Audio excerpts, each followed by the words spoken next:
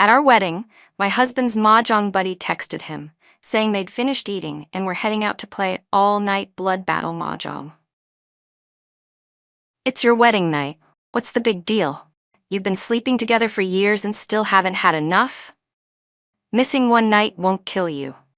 He replied with a sticker of a kitten, saying no. But after the ceremony, he looked visibly uncomfortable and said, "Babe, I just got called back to the lab for some emergency work. You must be exhausted today. Go to bed first, I'll be home as soon as I wrap things up." We had our wedding before getting our marriage license. In that moment, I realized there was no point in getting it anymore.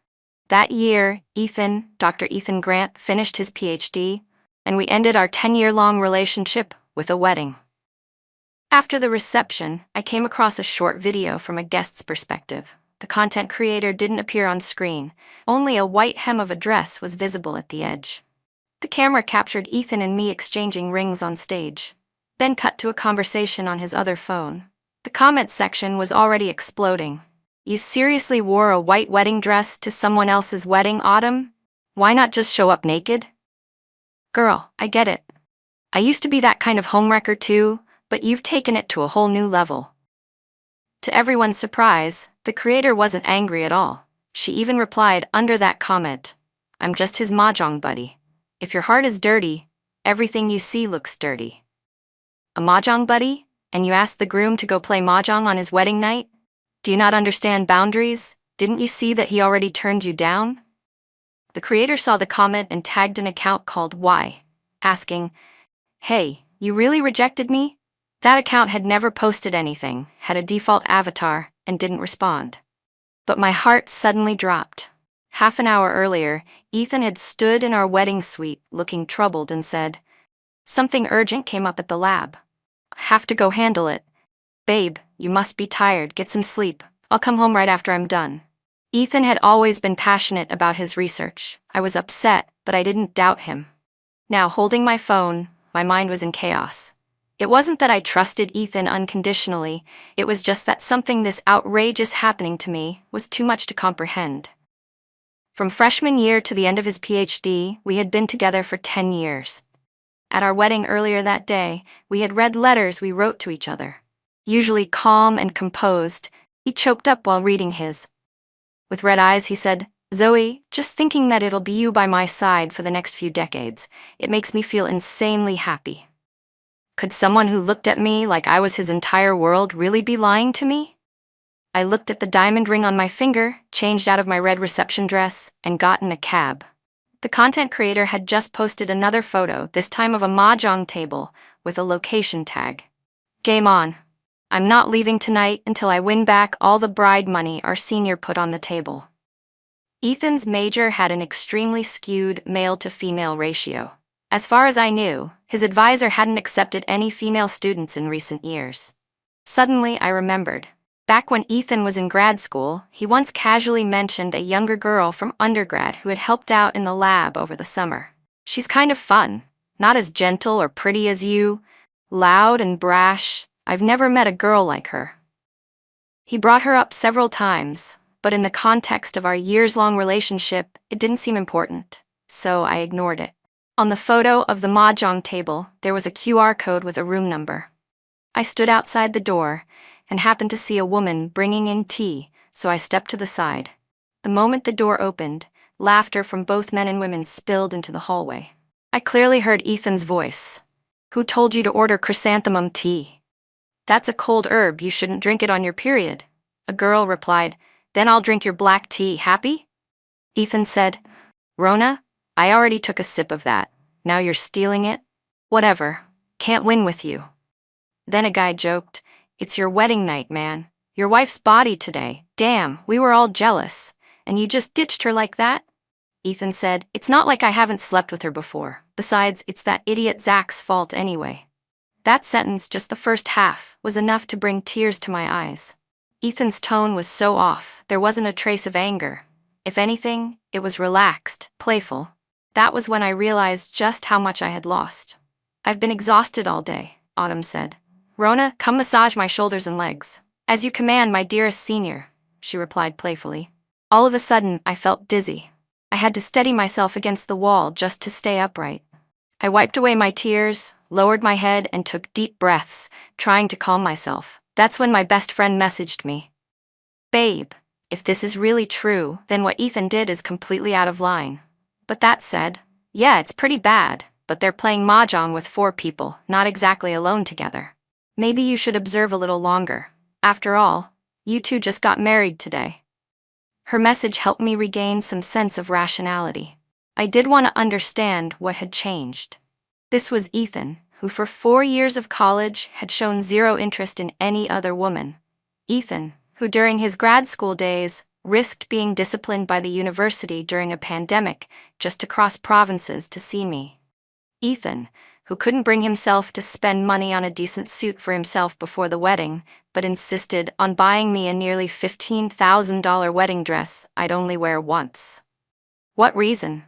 What kind of relationship? What would make that Ethan lie to me on our wedding night and leave me to go be with another girl? I dialed Ethan's number, but hung up before he could answer. Almost immediately, he sent a message. "What's wrong, babe?" I didn't reply. Then he called, and the custom ringtone I had set for him started playing. It was our song, his one and only ringtone. At that exact moment, the noise inside the room fell silent, as if someone had hit pause. That was when I finally collected myself, walked to the door, and smiled as I asked, "So this is the overtime you were talking about?" In the 10 years we'd been together, Ethan had always been the calm and logical one. And yet today, he'd lost control twice. He suddenly stood up, his chair screeching against the floor as he rushed over to me. Panic was still flickering in his eyes. "Babe, don't misunderstand." "I'm not misunderstanding," I said flatly. "You're playing mahjong, aren't you? Nothing shameful about that. So why the panic?" Ethan replied carefully, "But today is our wedding day." I dropped the smile from my face and looked at him without expression. "Oh, so you do know that?" Ethan's lab mate chimed in, trying to smooth things over. "Please don't be mad, Zoe. It's Rona. She's in a tough place right now. Still job hunting after graduation. Super stressed. We were worried she might do something rash, so we just wanted to help her decompress a little with some mahjong." I turned to the girl named Rona. "You don't have any family, friends, girlfriends to keep you company? It had to be Ethan, the guy who got married today?" Before Rona could answer, Ethan gently squeezed my palm and said, "Rona's thesis was in the same area as mine. I'm better equipped to talk her through it. Babe, you know how hard graduation season is at our school. You wouldn't want to see something bad happen to a person, would you?" "Sorry, Zoe," Rona added. "I wasn't thinking. Didn't mean to upset you." Her words sounded polite, but there wasn't even a hint of apology in her eyes. If anything, she looked slightly smug. I took a deep breath, pulled up a chair, and sat down. "Great. I've got nothing to do either. I'll join you." Rona blinked in surprise, then grinned. "You know how to play?" "I taught Ethan how to play mahjong, you know." That line caused a flicker of discomfort to pass over Ethan's face. Back in our junior year, when Ethan was about to meet my parents for the first time during Chinese New Year, I'd teased him. "My mom and dad are obsessed with mahjong. If you play with them, maybe you'll leave a good impression." He had smiled politely but turned me down without hesitation. "Sorry, Zoe. I'm not into that kind of thing. I'll just watch you guys play." Later, in grad school, he suddenly picked it up. He told me the pressure from research was overwhelming, and most of his classmates relieved stress either through working out or playing mahjong. So I didn't think much of it. After college, I went to a grad school in another province, while Ethan stayed at the same university for a combined master's and PhD. Even though we were long distance.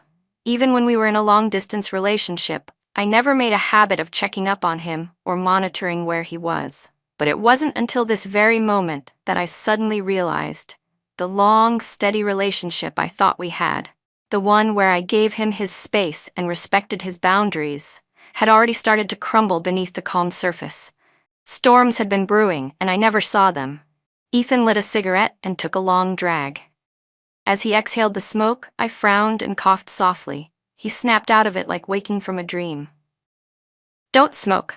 Zoe doesn't like the smell," he said quickly. "And we're trying to conceive, remember?" He stubbed it out immediately, opened the window, and began apologizing while waving the smoke away. I shook my head and walked straight to the mahjong table. I sat directly to Ethan's left, with Rona on his right. Ethan kept glancing at my expression, trying to read me. The air in the room felt strange, unnaturally calm but tense beneath the surface. He hadn't expected me to actually take the game seriously, but I did. Rona tossed out the 9-dot tile and casually said, "You two just got married. Why the rush to have a kid?" Then she turned to Ethan and added, "Zoe was already under a lot of stress in grad school and developed PCOS. The doctor said the earlier she tries, the better." She wasn't wrong. During my second year of grad school, my period had been delayed for 3 months, and I'd suddenly gained 10 pounds. I was terrified, thinking maybe we hadn't been careful the last time we saw each other. I nervously scheduled an appointment and messaged Ethan, hoping he could come with me to the hospital, but Ethan was preparing for a major competition at the time. He called me via video chat, apologetic but firm. "I'm so sorry, Zoe. Our advisor won't let me take off right now. I promise I'll come as soon as the competition ends, okay?" I'd been so scared and upset then that I even considered breaking up with him. Fortunately, the test results showed it was a false alarm.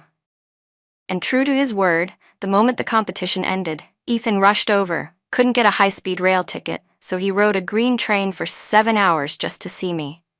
When I saw him, he was scruffy and exhausted, but the moment he wrapped me in his arms, he whispered, "I'm so sorry, Zoe. This was all my fault. I shouldn't have let you go through that alone." Thinking back on it now just made everything feel so ironic. Back then, he couldn't be with me for a medical appointment because the competition and his advisor were too important. But tonight, on our wedding night, he'd lied to me just to spend time playing games with his junior. He wasn't afraid of making me upset. Or maybe he thought that now that the wedding was done, we were officially tied together. And even if I found out the truth and got angry, what could I really do? I was still lost in thought when Rona suddenly said, "Zoe, once you have a baby, the pressure on Ethan to earn money for formula is gonna skyrocket, huh?" Then she glanced at my chest and added, not so subtly, "But with your figure, I bet you'll manage just fine." My face instantly dropped. I snapped coldly, "Watch your mouth. Don't make crude jokes at your sister-in-law." Rona pouted. "I was just being nice. That's how I usually am. Just a jokester. No sense of boundaries. Don't take it personally, Zoe." I let out a soft laugh. "Oh, I know. If you had boundaries, Ethan and I wouldn't be in a mahjong parlor on our wedding night instead of in the bridal suite." Okay, let's just keep playing," Ethan said as he discarded a tile. Then he leaned toward me and whispered, "Babe, whatever punishment you want to give me later, I'll take it. But Rona's been out of it lately. She's really been under a lot of pressure. I know I messed up, but the situation was special, urgent. Could you cut the girl some slack, just for tonight?" I turned to him and asked, "Is her pressure something I caused? Why should I be the one swallowing my anger to make room for her?" Rona chimed in, "Hey, what are you two whispering about? You're not peeking at each other's tiles, are you?" Then she tilted her head, eyes gleaming mischievously. "Ethan, you just threw a 1-dot. Does that mean you don't want that tile either? Come on, give it to me." Ethan chuckled. "Which one? I'm not going easy on you." She grinned and said, "That one." Then she cupped her hands in front of her chest, making 2 circles to mime the tile shape. And Ethan looked, reflexively. His Adam's apple shifted slightly as he discarded the 2-dot tile. "Yes, I win," Rona squealed, slapping her tile's face up on the table and nearly leaning against Ethan in excitement. She patted his arm gleefully. "Pay up, senior." It's hard to describe what I was feeling at that moment, but one thing I knew for certain, if I didn't do something right then, I would have wasted over 20 years of my life. "That's enough," I said, suddenly rising to my feet. I shoved all the mahjong tiles across the table with force. Rona's teacup, sitting near the edge, tipped and spilled its contents all over her arm. "Ow!" she cried out, clutching the arm where the hot tea had scalded her. Large tears rolled down her cheeks as she looked at me, hurt and aggrieved. "Zoe, what did I ever do to you? If I upset you by hanging out with Ethan, you could have just said so. Why sit down to play and then flip out like this?" "Are you okay, Rona?"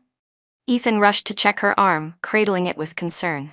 Then, before I could even speak, he turned on me, shouting, "Zoe, that was way out of line. This whole night was just to help Rona de-stress. You're not even close to her. No one invited you.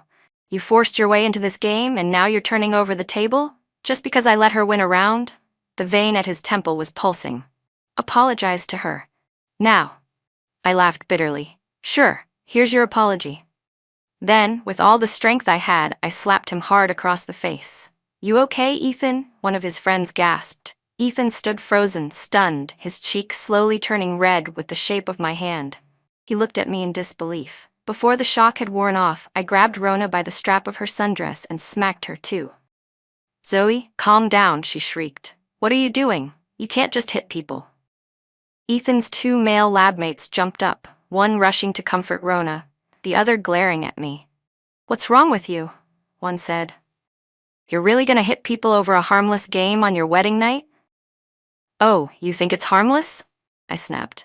Calling the groom out on his wedding night to play mahjong, using your chest to signal which tile you want to a married man, and you're still acting like the victims here? I was shaking all over. I thought of the videos I saw earlier in the cab, Rona's TikTok posts, her smug smile, the way she angled the camera just right to show off that white dress at my wedding. I swept my gaze across the four of them, Ethan, Rona, and his two sycophantic friends. Two simps. One manipulative flirt.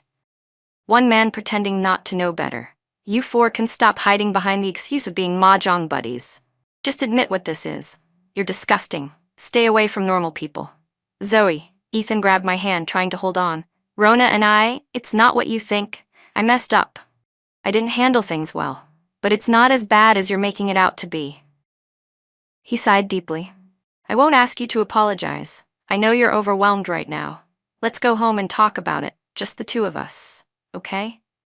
I looked at Ethan, the man who had walked with me from college to career, who had been with me from youth into adulthood. At some point, he had rotted from the inside out, and I had been too blind to see it. Maybe I had been romanticizing the past, forcing a lens of nostalgia over him. I kept overlooking all those small signs that something wasn't right. Until it finally exploded today. Ethan, did you forget? I asked coldly. Next month, on the 7th, it's our anniversary. He froze, his expression slowly turning panicked. We had planned the wedding first and agreed to register on our anniversary. But now? There was no point in getting the marriage license anymore. I yanked my hand free. Ethan, we're done. Then I turned and walked out. He followed a few steps behind, but when Rona whimpered, "It still hurts," he stopped. Something inside me cracked wide open. It was May, but I felt like icy wind was blowing straight into my chest, so cold it was unbearable. I didn't go back to the bridal suite. It was already late. I didn't want to throw my parents into an emotional roller coaster, so I wandered into a McDonald's and took a seat by the window. Just then, a close friend sent me a wedding video she had edited. The animated figures welcoming guests at the entrance were characters from my favorite anime, and the stage was decorated with stacks of things I loved most. During the interactive game segment, Ethan had effortlessly answered 10 questions, all about me, one after another, without hesitation. I stared at the screen in silence as my vision began to blur. My friend messaged me, "You and Ethan are the most beautiful example of love I've ever seen. You two have to keep being happy." I was overwhelmed with emotions, unable to reply. Then my phone buzzed again, another notification. This time it was from Rona's account. She had replied to a comment. They didn't even register their marriage, just held a ceremony. Wanna guess why? His girlfriend majored in liberal arts. After graduation, she barely makes a few $1,000 a month, basically living off my senior. But I'm from Huangling Tech, engineering royalty. If he picked me, that would be a true power couple. They've been together 10 years. He's probably tired of her by now. It's just responsibility keeping him there. If he really loved her, why would he be with me tonight? Other users were raging in the comments. Don't just blame the side chick. If the guy didn't give her signals and allow her in, none of this would have happened. That guy's no good either. Check out her other videos, he's all over them. Total scumbag. Leave the poor wife alone. Rona's account was full of everyday clips, and nearly every one included Ethan. Stayed on campus for summer. Met an amazing senior. One of the rare, clean-cut, handsome guys in the engineering school. And so sweet too. Hey, ran into him at school today. Those shoes though, so ugly. In the screenshot she posted, she had messaged Ethan. "Senior, those shoes today weren't your style. Don't wear them again." Ethan had replied, "If Jang has such great taste, help me pick a new pair then." But those shoes. I had bought them for Ethan with my scholarship money, as a Valentine's Day gift. A few months later, Rona posted a group photo taken at a basketball court. All the faces were blurred, but it was obvious she was the only girl. Her body leaned toward Ethan, and her hands made half of a heart. Ethan was standing beside her, giving a thumbs up. They were wearing matching sneakers, same style, different colors. Then came screenshots from her social feed. In one, Rona was griping about a paper getting a low grade. Ethan had commented, "Your academic level in front of the professor is like a toddler in a diaper." Rona had shot back, "Oh, and what? Yours is like showing up naked?" A few days later, she posted a video asking, "Did Senior wear clothes to class today, according to the ethics book?" While Ethan and I were in a long-distance relationship, I had rejected every guy who showed interest in me. I was completely devoted to our future. Meanwhile, he and Rona were meeting up for meals, bringing each other bubble tea, sharing playlists. In the most recent screenshot, Ethan asked Rona if she wanted to come to the wedding. She replied, "Why would you think I didn't want to?" Ethan dodged the question. "As long as you show up, no need to bring a gift." I scrolled mindlessly, eyes fixed on a photo. The fried chicken and fries in front of me had gone cold, giving off a greasy, stale smell. I suddenly turned my head and gagged, slapping my hand over my mouth. I felt sick, absolutely sick. Life sure has a twisted sense of humor. Just hours ago, I'd thought I was the happiest woman in the world. And now, everything I believed about the man I thought I'd spend my life with had come crashing down into ruins. At 8 a.m., I returned to my parents' house. The moment I opened the door, my mom's smile froze at the corners of her eyes. Nan, what happened?" I thought I'd hidden it well, but she saw right through me in an instant. "Our daughter-in-law is back," said a voice behind her. Ethan's parents. They were in my house, first thing in the morning. Last night, I'd booked a hotel room and slept there. Ethan had called me dozens of times. I blocked Ethan immediately. His guilty conscience probably stopped him from telling our families what had happened last night. I sat quietly on the couch as my dad brought over a cup of hot tea. Ethan's mom smiled warmly at me and said, "Zoe, I know you're a top graduate student, but let's be honest, liberal arts won't get you very far. We're not expecting you to earn much. Once you two register your marriage, Ethan can get you a job doing admin work at a university. I hear it's easygoing for faculty spouses. Ethan will handle things outside the home, and you focus on taking care of the house and having a healthy baby boy. You're so gentle. It's clear you'll be a wonderful wife and mother." I calmly took a sip of tea. "Ma'am, I'm not planning to go." She blinked, stunned. "Not going? But you were calling me Mom just yesterday over tea. Why are you calling me ma'am now?" Before I could answer, the doorbell rang, followed by a frantic knock. Ethan appeared at the door, breathless. He hadn't even changed clothes. His shirt was wrinkled, his face unshaven. It had only been one night, but he looked like a completely different person. "Zoe." Our parents sensed something was wrong, and the room filled with tension. I looked at him. "You want to say it, or should I?" "I really only see her as a junior. I swear I'll keep my distance from now on." "Please, Zoe, I won't do anything to make you angry again," he said, nearly begging.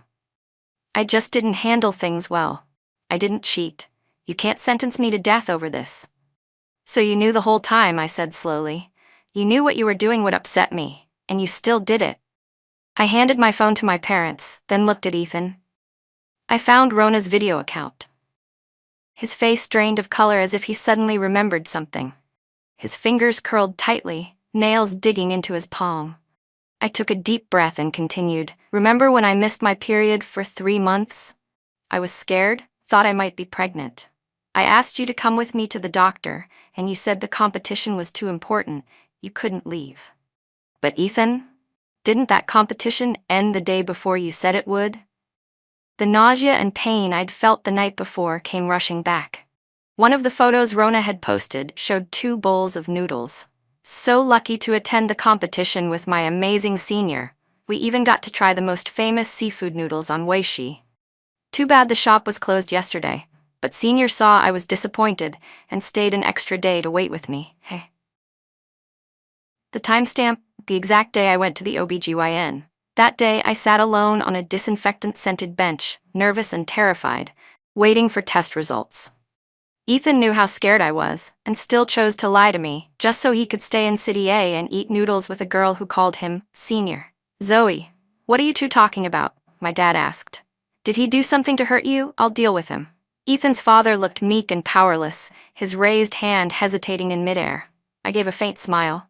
Not officially, no, but what he's done is more than enough to end our relationship. My parents studied the videos on my phone in silence. When my dad's hand started to rise, I quickly stopped him. Dad, calm down. Let me handle this. If I hit him, it's just a family conflict. I said. But if you do it and he files a report, you could end up paying for it. It's not worth it. Right after I spoke, I slapped Ethan twice. His head jerked to the side. His eyes welled up with anguish. Zoe, go ahead, hit me. If that's what it takes for you to forgive me, I'll take it. Even if you want your dad to beat me within an inch of my life, I'll accept it. But please, don't see me this way. You know I'm not that kind of person. I never meant to hurt you. I smiled, sharp and cold. I thought I knew who you were. That's how you managed to fool me for so many years. But I don't want to be the fool anymore. My parents' expressions turned icy as they stood and ordered Ethan's family to leave. His parents, panicked, started defending him, but I cut in with just one sentence. After the wedding ended last night. He lied about working overtime, but in reality, he was out playing mahjong with a junior who had a crush on him. Ethan's parents, like ducks being choked by the neck, immediately went silent. Anyone with a normal sense of right and wrong would find that single act enough to clearly judge who's at fault. But since it was their own son, they still tried to plead for him. Ethan just got a little confused, his mother said. You two just got married yesterday. All your friends and family came. It would be such a shame to fall apart now. Can't you give him another chance? I smiled. No. I wasn't going to wait until things got truly irreversible before I regretted everything. That afternoon, my parents went with me to the hospital. When I received the test results, I let out a long sigh of relief. I was both unlucky and lucky. Lucky that I hadn't yet been bound by a marriage license, and that no new life had started to grow inside me. I walked out of that hospital in time before it was too late. I opened Rona's account. Netizens were frantic. Come on, algorithm. Push this to the bride. The one who got married on May 1st at hotel name, your husband's flirting with his junior. I replied beneath the comments, thanks, I saw it. Within moments, comments flooded in. Good for you, girl. That kind of trash isn't worth mourning. Everyone, screenshot everything. The homewrecker's starting to delete videos. Apparently, Ethan had warned her. Rona's videos started disappearing fast until her account finally went private. But what neither of them realized was that while I was crying last night, I had also been screen recording everything. Later, she changed her profile bio to, I have depression. If something happens to me from all this bullying, you're all murderers. Ethan showed up again downstairs at my building. Zoe, yell at me, hit me, do whatever you want. But Rona is still young. She just doesn't know any better. Those people online are out of control. They've dug up all her personal information. Some are even spreading lies. You hit her last night, she's already paid the price. She doesn't deserve this. Can you help clear her name online? I honestly thought I'd misheard. The sheer absurdity of it was almost laughable. I had believed I could stay calm by now, but hearing this still made my chest ache. I looked him in the eye and asked, word by word, she didn't post those videos herself? She didn't take those photos? She didn't write those captions or say those flirty things? Now that someone has called her out for her twisted behavior, she can't handle the backlash? And I, the one she hurt, I'm supposed to defend her? But you used to be so kind, he started. I was kind, I said, but I'm not a saint. You said she's just young and doesn't know better. But what about you? Don't you know better? If you hadn't enabled her, encouraged her, and kept crossing the line, how could she have kept up that solo performance all this time? You, Ethan, are the real culprit here. When my parents found out Ethan had come again, they were furious and cursed him out. To make me feel better, they took me out to a fancy meal. We strolled for a long time along the riverbank afterward. That night, I posted a statement on social media announcing the end of my relationship with Ethan. Our friends and family, who had just attended our wedding, were stunned. Ethan's parents called again. "We're both respectable families," his mother pleaded. "How could you divorce the day after the wedding? The whole neighborhood will talk. Zoe, your uncle and aunt have always treated you well. Can't you consider us too?" She added, "How about this? Let Ethan take you shopping for some gold or designer bags. We'll even add your name to the deed of the new apartment. Would that help?" I replied, "This relationship didn't end because I did something wrong. Why should I feel ashamed? The one who disgraced your family was your son. If you're so concerned about appearances, maybe ask him why, when he did those things, he didn't think about how it would reflect on you." My dad grabbed the phone and hung up. Then he blocked the number. My mom muttered quietly, "They do have a point though. You two just got married. I'm worried that if people hear about all this, it might make it hard for you to find someone in the future." "So what?" I said. My dad looked at both of us seriously and said, "Why should we worry about the reputation of a man who was never worthy of being part of our family in the first place? Zoe, from the time you were born, your mom and I never once scolded you harshly. But while we weren't watching, another man made you suffer so much. All I wanted was for my daughter not to keep suffering.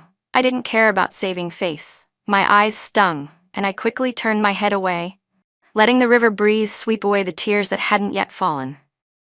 Suddenly, I felt pressure on both sides of my body.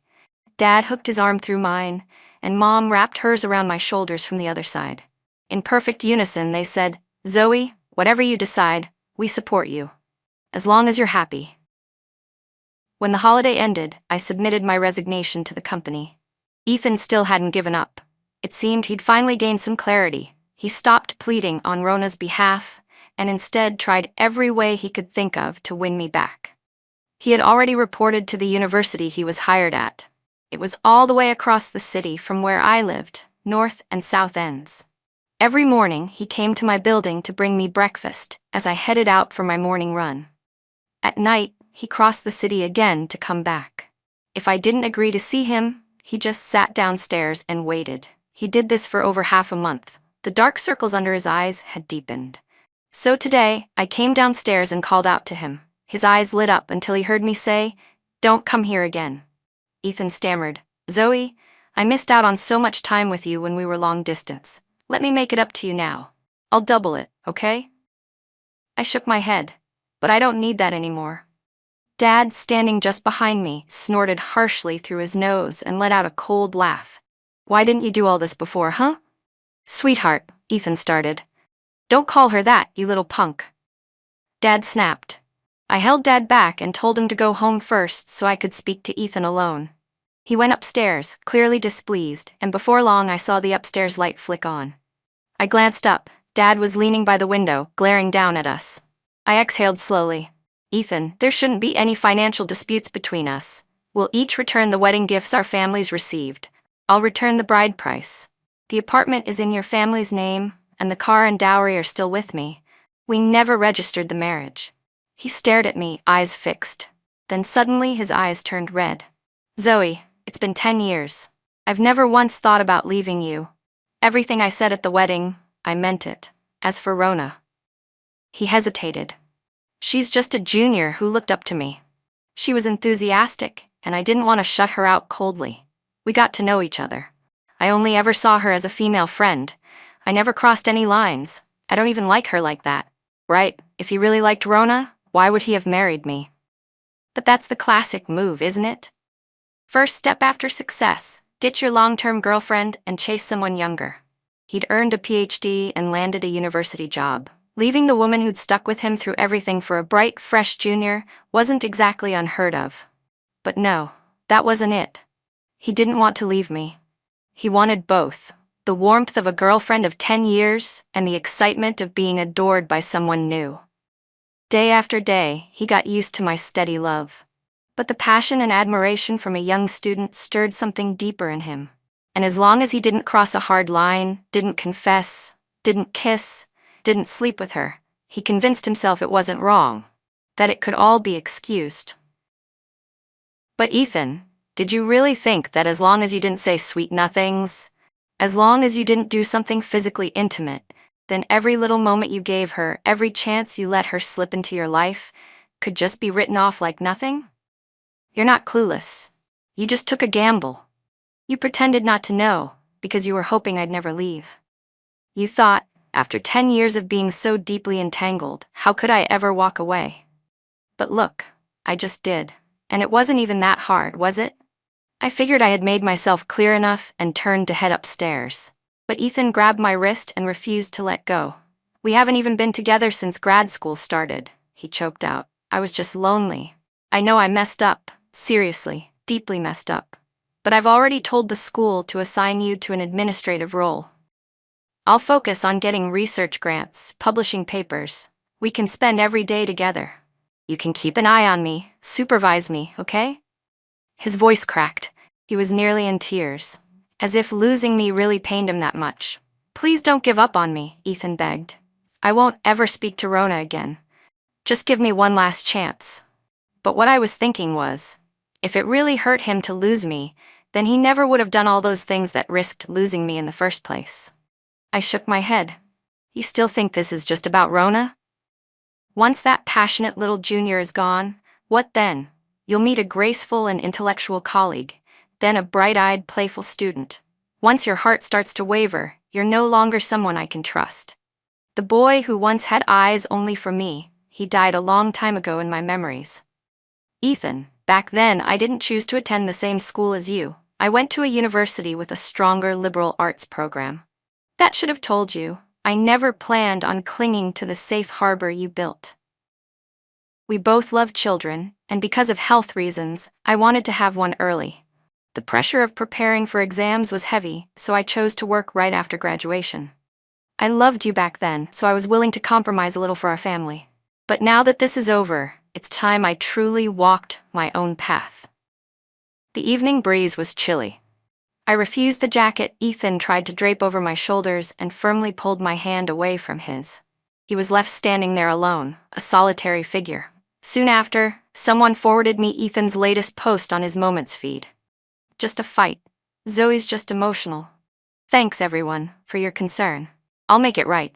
He still didn't want to give up, but I no longer cared to respond. After quitting my job, I focused fully on preparing for my doctoral applications 4 months out. A few nights later, I received a call from an unknown number. Hello, Zoe? I'm Ethan's friend. He drank too much and kept calling your name. Can you come pick him up? Right before I hung up, I vaguely heard Ethan's slurred voice through the chaos, calling my name. Then Rona's voice followed, soft and pleading. Ethan, she doesn't want you anymore. Can't you turn around and look at me? I've always liked you. I don't want you. Leave, he shouted. Not long after, Rona suddenly messaged me privately. Since you're breaking up with him anyway, don't keep giving him false hope. Let him move on. I replied, that depends on your ability. Before worrying about others, maybe make sure you're even going to graduate. That clearly struck a nerve. She suddenly changed the subject. Zoe, didn't Ethan help you get a vaccine slot 2 years ago during the shortage? Before I could respond, she sent a screenshot of a chat. In the screenshot, she said, thanks for helping me get the COVID vaccine, Ethan. I love you. We even breathe in sync. Back then, vaccine appointments were nearly impossible to get. I'd found a tip-off about a small program that occasionally had slots open, and I asked Ethan to help me try. But when the portal opened, the slots were gone in seconds. He told me he'd tried but failed. In Rona's screenshot, she had written, you forgot about your girlfriend's appointment because you were helping me, right? Won't she be mad? Ethan replied, didn't they say the vaccine only works before you get infected? She's already had it. It won't make much difference. You've never dated anyone. Once you've had the shot, I can rest easy. Rona responded, heh, I'd like to date. Depends if the guy's willing. Every word oozed with smugness. See? She wrote, you only beat me because you showed up earlier. Ethan doesn't care about your body. He doesn't care about your feelings. He stopped loving you a long time ago. He's just used to you. Once he realizes that, you'll be dumped anyway. Might as well leave now before you get kicked to the curb. I sat there for a long time, stunned, before I finally snapped out of it. And when I did, I just found it laughable, like some kind of twisted joke.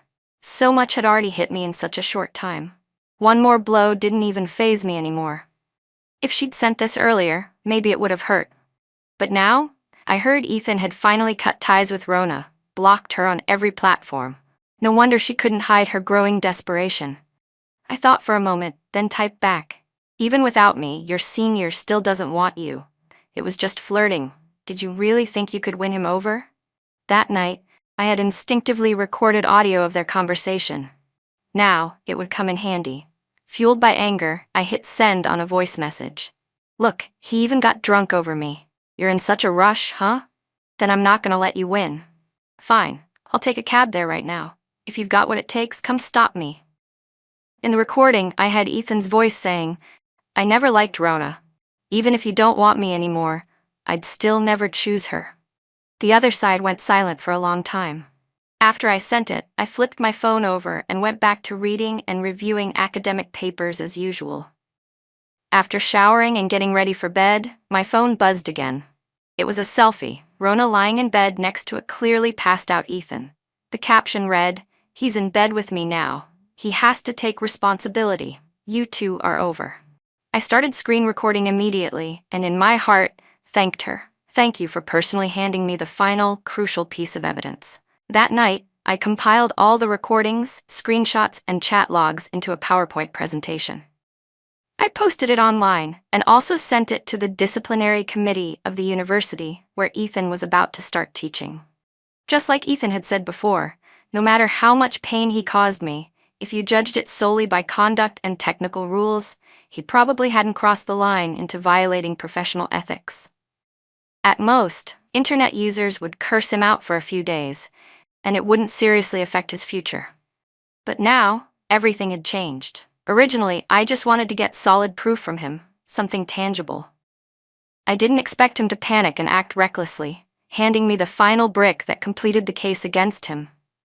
Ethan and I had already held our wedding. The only thing left was to register the marriage. He hadn't announced our separation on social media either. Now, this clearly met the standard for cheating. One of Rona's earlier videos had gone semi-viral, so public attention flared quickly. She loved sharing intimate moments and interactions with Ethan, and soon someone dug up her alternate Red Yam, Chinese social media account. In one of her posts, she bragged, "Graduated from college. My lab partner did all the work, he gave me the data, wrote the paper. I just stood there giggling and saying, 'Senior, you're amazing.'" She even posted a pic of a journal acceptance email with the caption, "He even helped me write my thesis." Today, I consulted my academic temptress. Before long, someone found out that Rona had earned her graduate school recommendation through that same paper, one that only bore her name. Originally, the worst-case scenario was that Ethan would lose his appointment at that university. He could still apply to a slightly less prestigious school. But now, with academic misconduct in the picture, once the university investigated, his entire academic career might be at risk. The next time I saw Ethan, the grief in his eyes from before had turned to indignation and blame. "Zoe, I thought we agreed to part peacefully," he said bitterly. "Why are you trying to destroy me now?" I furrowed my brows. "You're seriously accusing me of being cruel, when you're the one who crossed the line again and again? Actions have consequences, Ethan. You brought this on yourself." Public opinion exploded online and off. People were glued to the drama. LOL, they're not even pretending anymore. I'm bald from all the revisions on my thesis, and this chick just flirts and gets everything handed to her? You think you've got it bad? I'm in the same major as the PDF queen. She was up before 8 every day, busy with student council and competitions, while Rona posted food pics every day, and she still got the top paper score? I got bumped off the guaranteed grad school list, and now I'm stuck grinding for the entrance exams. I hate them both. One user added, "I've wanted to speak out for a long time, but I didn't know the real girlfriend. Now I do." Another, "I'm Ethan's classmate in the PhD program. Everyone knows his lab had a wife on the side. It was gross." Who says life doesn't have an audience? Just as the scandal was peaking, people started posting sightings of Ethan and Rona. Rona had gone to the university and was clinging to him, crying, yelling, "I gave you my first time, you have to take responsibility." But Ethan had no intention of taking responsibility, especially now that he'd lost his job. How could he possibly be in a good mood? He lost control and pushed her. Rona fell and fractured a bone. She called the police. After Ethan was taken into custody, Rona started crying and yelling at the police. I was just trying to scare him a little. Why did you lock him up? I don't care. I don't care. I'm the one involved, and I'm not pressing charges. What right do you have to keep him detained? If he ends up homeless because of this, then there's no way we'll ever be together. He almost got charged with obstruction of justice too. When Ethan finally emerged, exhausted, disheveled, and defeated, days had passed. He didn't exactly hate Rona, but he definitely wanted nothing more to do with her. Whenever he saw her, it was like he'd seen a ghost. All he said was, "My biggest regret in life is letting you talk me into leaving that night after the wedding. If it weren't for you, my entire life, my career, none of it would have ended up like this."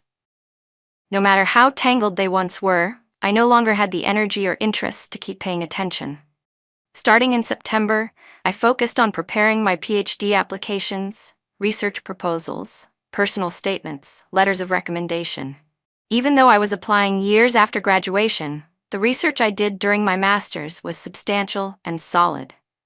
Time passed quickly, and though it was tight, my life moved forward steadily.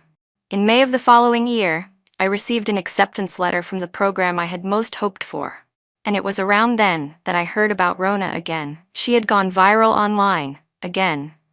The previous scandal had wrecked her ability to focus on writing her thesis. She didn't have a second faculty mentor to help her.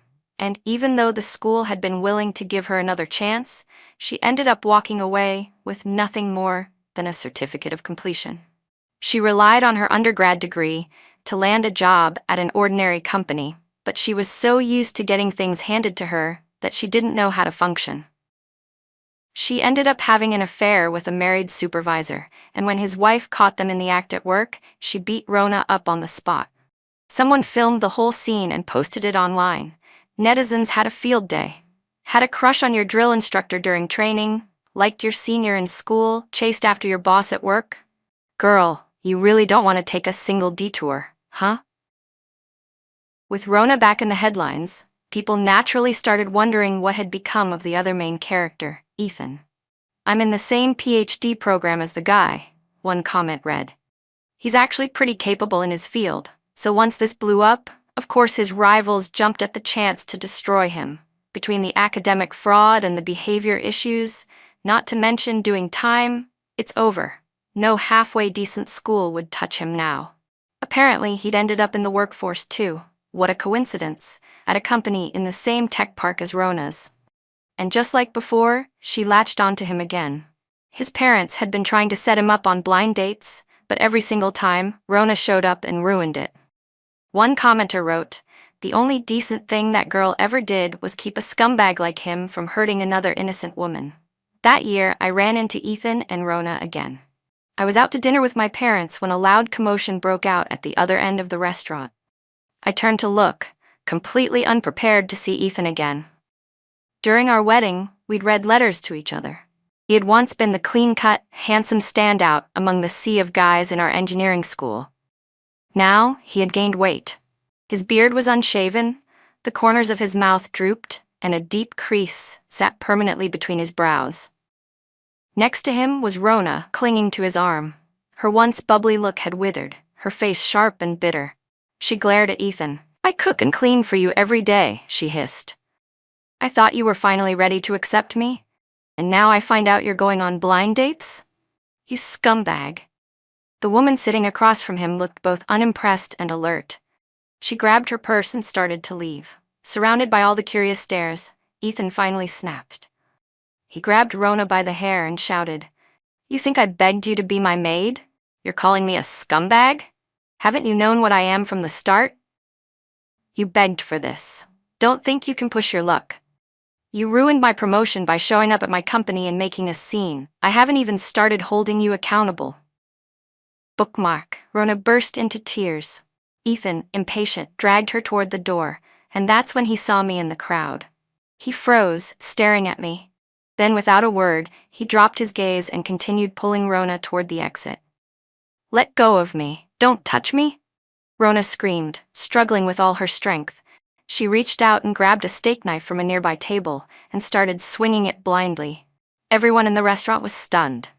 Ethan clutched his eye, blood seeping through the gaps between his fingers. Rona's face went ghostly pale, and as she lost her grip, she collapsed to the floor in shock. On the way home, my mom sighed. What a mess. 10 years of memories.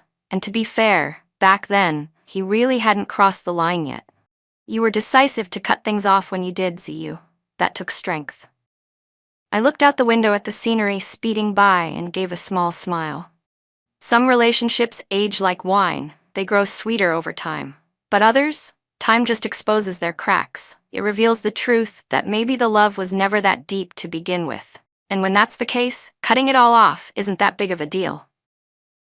Life keeps teaching me not to cry over spilled milk. No matter when it happens, it's never too late to start over. The end.